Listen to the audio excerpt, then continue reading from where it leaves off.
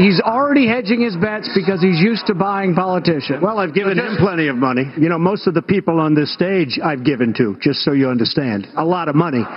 Not me. In less than 2 years, my administration has accomplished more than almost any administration in the history of our country. America's so true.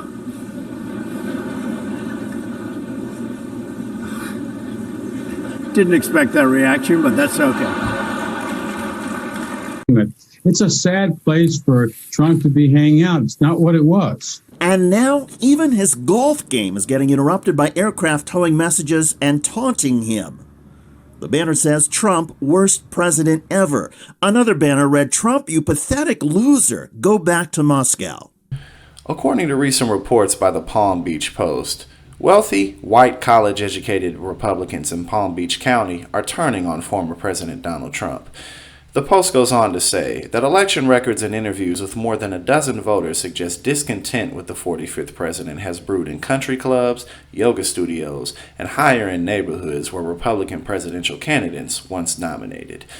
The newspaper added, even as he trounced Biden in the Sunshine State, Trump's margins in precincts comfortably won by predecessor Republican nominees either shrank or went underwater. David Lightman, a 63-year-old Republican who voted for Trump in 2016, recently went independent. He said, "I am not in love with Biden, but he's not a psycho.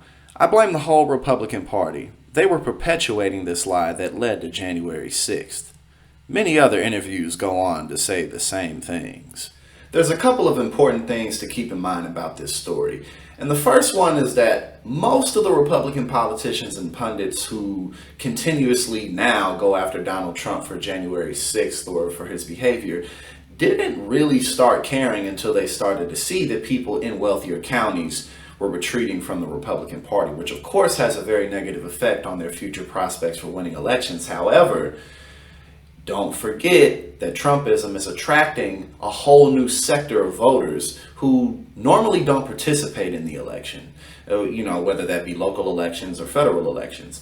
Donald Trump has given many people courage to get even deeper into the culture wars. And as we know that now that Pandora's box has been opened, ain't no shutting it.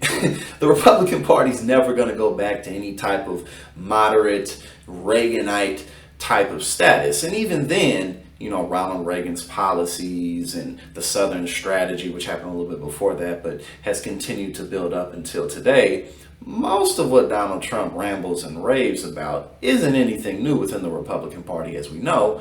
He just undressed it. He just revealed what's really behind the curtains. And now that this has deepened and that, we looked at the stat that 59% of Republicans say that believing that Donald Trump won the 2020 election is key to what it means to be a Republican to them.